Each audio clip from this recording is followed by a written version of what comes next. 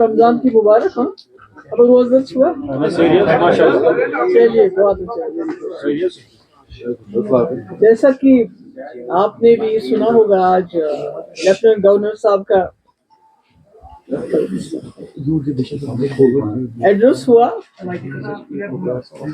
और उम्मीद ये की जाती थी कि लेफ्टिनेंट गवर्नर साहब का जो खुतबा होगा वो जम्मू कश्मीर की मुश्किलात, मामलात और जम्मू कश्मीर के लोगों की जो ख्वाहिशात है, एस्पिरेशन है, उनकी अक्कासी करेगा।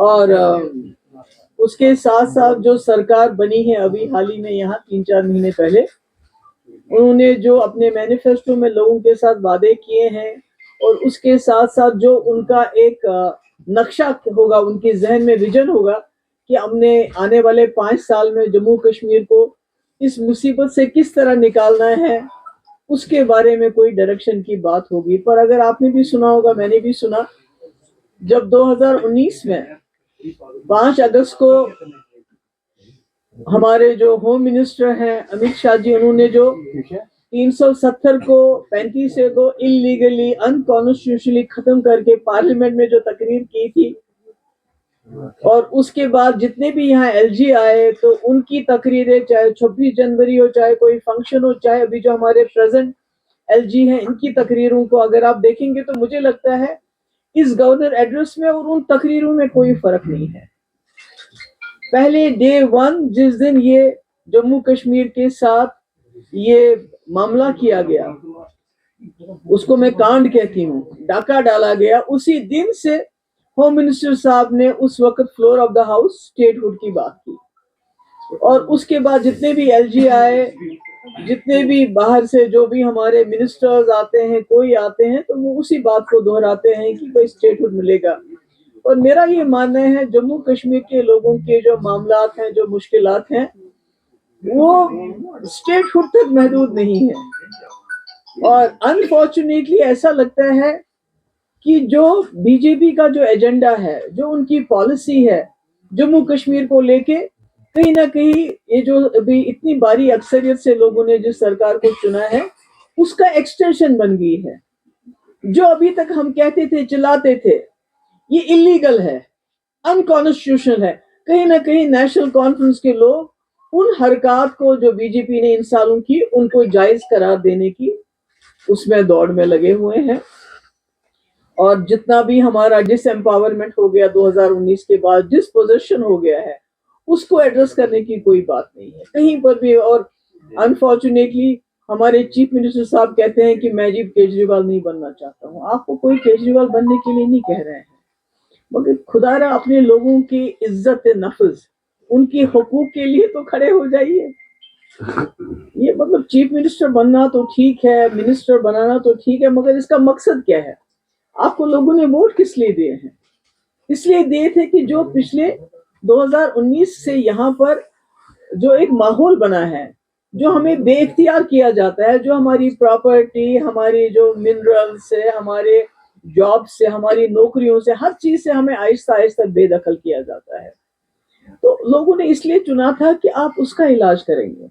गवर्नर एड्रेस में तो उस रेजोल्यूशन जो नेशनल कॉन्फ्रेंस क्लेम करती है, दावा करती है कि हमने जी 370 पे रेजोल्यूशन लाया, हालांकि उसमें उस 370 का कहीं जिक्र नहीं था। गवर्नर एड्रेस में उसकी भी जुर्रत नहीं की है इस कैबिनेट ने कि उसका तस्करा हो। तो मैं समझती हूँ कि ऐसे में हम और क्या कहें, यही कहेंगे कि हमें तो ताना देते हैं ये, आपने जी बीजेपी के साथ सरकार बनाई, मगर हमने बीजेपी के साथ सरकार बनाने के बावजूद यहाँ पीडीपी का एजेंडा चला। जो एजेंडा ऑफ अलायंस बना वो भी पीडीपी का एजेंडा था। जो हमने 2 साल, मैंने और 10 महीने मुफ्ती साहब ने बीजेपी के साथ काम किया, उसमें भी पीडीपी का एजेंडा चला। चाहे पत्थरबाजों को एमनेस्टी की बात हो, चाहे हुर्रियत वालों को लेटर लिखने की बात हो, चाहे डायलॉग की बात हो, चाहे ऑल पार्टी डेलीगेशन लाने की बात हो, चाहे सीज फायर की बात हो, चाहे बीजेपी के 2 मिनिस्टर कुटवा रेप में ड्रॉप करने की बात हो, जो जिसमें उन्होंने जलसे में शमूलियत की थी। तो हमने तो उस वक्त बहुत मुश्किल हालात में, हालांकि सिचुएशन बहुत खराब थी, पर हमने अपना एजेंडा चलाया। आज लगता है बदकिस्मती से कहीं ना कहीं नेशनल कॉन्फ्रेंस हैज उस कम कर गए हैं, और वो कहीं ना कहीं जो बीजेपी पिछले 2019 से एक नैरेटिव चला रही है। देखिए, एक लेजिस्लेटर कैसे जुर्रत करता है, वो डिक्टेट करता है स्पीकर साहब को कि आप जी एंटी नेशनल और कोई ऐसा जो है रेजोल्यूशन या उसको accept, it is the job of the speaker, who is the BJP MLA to dictate it. मगर स्पीकर साहब खामोशी से सुनते रहे, मुस्कुराते रहे और सर हिलाते रहे, ये ठीक है। तो कहीं ना कहीं मुझे लगता है जिस उम्मीद से लोगों ने वोट डाले थे, 70% लोगों ने वोट डाले और एक जमात को यहाँ वोट डाले, जम्मू में बीजेपी को मिला, यहाँ ओवरऑल एनसी को मिला। तो कहीं ना कहीं मुझे लगता है कि उनकी, मैं नहीं कहती हूँ कि उन्होंने 4 महीने में ही पता नहीं क्या कमाल करना था, मगर जबान देखिए, बीजेपी 1947 से 48 जब से जम्मू कश्मीर का इलाहाक हुआ, उसके बाद स्पेशल पोजीशन मिली, तब से वो 370 के मुखालिफ बात करते रहे, उनके पास कोई ताकत नहीं थी। और आज उमर साहब कहते हैं कि मुझे 370 बीजेपी से कैसे लूंगा। तो अगर वो 70 साल जब उनके पास कोई ताकत नहीं थी इसको छीनने की बात करते रहे, तो कम से कम आप 370 जबान पे लब कुशाई कर लीजिए कि ये गलत हुआ है, ये नहीं होना चाहिए, इसको हम रेस्टोर, हम नहीं कहते हम अकेले रेस्टोर करेंगे, हम सब मिलजुल के इसको रेस्टोर। मगर मेरा ये कहना है कि जम्मू कश्मीर इस वक्त सिर्फ 370 या स्टेटहुड की बात पे नहीं अटका हुआ है, हमारे मामला बहुत हैं, जिसके लिए आपने खुद भी सुना होगा कि हमने कई बिल्स लाए हैं, जिसके लिए मैंने उमर साहब को लेटर लिखा, मैंने कांग्रेस को लेटर लिखा, मैंने पीसी को लेटर लिखा, और मैंने उनसे कहा कि ये पॉलिटिक्स को अलग करके ये हमारे मुद्दे हैं जो हम सब लोगों के मुद्दे हैं। उसमें सबसे बड़ा मुद्दा जो मैं समझती हूँ, एक तो है जो हमारे डेली वेजर्स हैं। कई लोग कहते हैं मैंने अपने वक्त में किया था, मैंने SRO 520 लाया था, सब कुछ हमने मुकम्मल किया था, तकरीबन 1 लाख डेली वेजर्स का बायोमेट्रिक हो गया था, सरकार गिरी, वो रुक गया। अभी भी वो सारा कुछ उनके पास, सरकार के पास रिकॉर्ड है, अगर वो चाहें तो 520 SRO के तहत इनको रेगुलराइज करेंगे। इनकी लाइफ बहुत खराब है, 30-30, 20-20, 25-25 साल से ये लोग काम करें। और मैं आपको ये बताना चाहती हूँ, अगर ये लोग डेली वेजर्स डिपार्टमेंट्स में ना हो, ना हमारी बिजली चलेगी, ना हमारा पानी चलेगा, ना हमारा इरिगेशन चलेगा, ना कोई डिपार्टमेंट हमारा काम करेगा अगर ये डेली वेजर नहीं। डेली वेजर के बलबूते पे ही डिपार्टमेंट्स चलते हैं। तो मैं उम्मीद करती हूँ इस बिल पे सरकार जो है, सरकार की मदद भी हमें हासिल होगी, और जो बाकी जमातें हैं उसमें हमने बीजेपी को भी लेटर लिखा कि ये साझा मामला है, डेली वेजर जम्मू में भी, कश्मीर में भी, इसमें हमारी मदद कर लीजिए। दूसरा, प्रॉपर्टी राइट, जैसे कि मैं बार बार कहती हूँ, 2019 के बाद एक होड़ लगी हुई है, नौकरियों से हमारे लोगों को निकालते हैं, अगर कोई जॉब निकलती है उसमें बाहर के लोग भी इंक्लूड किए जाते हैं। इसी तरह हमारी जमीन, आप देखिए, हजारों कनाल जमीन रेलवे के नाम पे, डेवलपमेंट चाहिए हमें, मगर रेलवे के नाम पे, रोड्स के नाम पे, जो रोड ऑलरेडी बने दूसरा रोड बनाओ, पहला रोड बनाओ। जैसे वहां आपका मुगल रोड पर टनल बनाने के बजाय दूसरा रोड बनाओ। इसी तरह सैटेलाइट टाउन के नाम पे, इसी तरह जो बाहर के बड़े बड़े लोग हैं उनको इंडस्ट्री के नाम पे हमारी जमीन कौड़ियों के दाम इसको दी जा रही है। मगर जो यहाँ लोग रहते हैं, जिनके पास 12-13 मरले, 14 मरले, 8 मरले जिनने मकान बनाए हैं, तो उनको आपने पता है कई बार बुलडोजर चला, और ये बुलडोजर ज्यादातर जम्मू में चलता है, और वो भी उन एरियाज में जहां बेचारे गरीब, गुजर, ट्राइबल, पहाड़ी लोग या कोई कश्मीरी भी मुसीबत में चला गया वहां रहता है, तो रोज कहीं ना कहीं वहां बुलडोजर चलाया जाता है। तो हमने कहा कि ये जमीन जो जम्मू कश्मीर की है, ये यहाँ के लोगों का पहला हक बनता है, जो यहाँ रहते हैं, जिन्होंने छोटा सा घर बनाया हुआ, अपना आशियाना बनाया हुआ है, उसको ये हुकूक मिलने चाहिए। कहीं ना कहीं ऐसा ना हो कि आप सारी जमीन सिक्योरिटी फोर्सेस के कैंप्स के लिए आप बहुत जमीन देते हो, सड़क के नाम पे, सैटेलाइट टाउन के नाम पे जो अभी जमीन दी जा रही है, मेरे ख्याल में 1,80,000 कनाल जमीन जा रही है वो, और उस पर भी कोई हमारा सरकार की तरफ से जवाब नहीं आई, सैटेलाइट टाउन किन के लिए बनाए जा रहे हैं। तो अगर इसी तरह हमारी जमीन जाती रही और हमारे लोगों को बुलडोजर का सामना करना पड़ा छोटी छोटी जगह बचाने के लिए, तो कहीं हमारी सिचुएशन, हमारे हालात چاہے وہ جموں کا ڈوگرا ہو, چاہے وہ کشمیری ہو, چاہے ہمارا گجر ہو, پہاڑی ہو, جو بھی لوگ ہیں اس زد میں آتے ہیں, ہمارے حالات روہنگیا جیسے نہ ہو جائے. تو اس لیے میری پھر سے گزارش ہے سرکار سے اور ان کی جو اکائی ہیں, ان کی جو ان کے الائنس پارٹنر ہے, اور پی سی سے اور بی جے پی سے, کہ اس میں ہماری مدد کر لیجئے کہ یہ پراپرٹی رائٹس ان کو دیے جائیں جن کے پاس اس وقت چھوٹے چھوٹے گھر ہیں اس میں گورنمنٹ لینڈ. اور اس کے بعد بین آن سیل آف الکوہل, اس میں پبلک ڈرنکنگ کو بالکل بند ہونا چاہیے. تو آپ جانتے ہیں کئی لوگ اس میں بھی کہتے ہیں کہ انہوں نے اپنے ٹائم میں کیوں نہیں کیا. آپ لوگ گواہ ہیں, 2019 سے پہلے چاہے نیشنل کانفرنس کی سرکار تھی یا ہماری سرکار تھی, پی ڈی پی کی سرکار 1947 سے لے کے آج تک مفتی صاحب کل 3 سال اور 10 مہینے چیف منسٹر رہے, اور میں 2 سال رہی ہوں. تو 6 سال میں کہتے ہیں آپ نے کیوں نہیں کیا.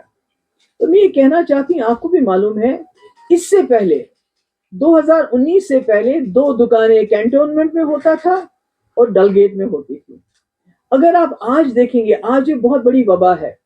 اور دوسری جو ٹورزم کو لے کے بات کرتے ہیں کہ یہ ٹورزم کے لیے ہے, تو میں نے کہنا چاہتی ہوں کہ پورے ملک کے اندر اگر کہیں ٹورسٹ سیف ہے, سب سے زیادہ ٹورسٹ جو لڑکیاں, جو لیڈیز, ہماری بہنیں, ہماری بچیاں اکیلے ٹریول کرتی ہیں, وہ کشمیر میں کرتی ہیں.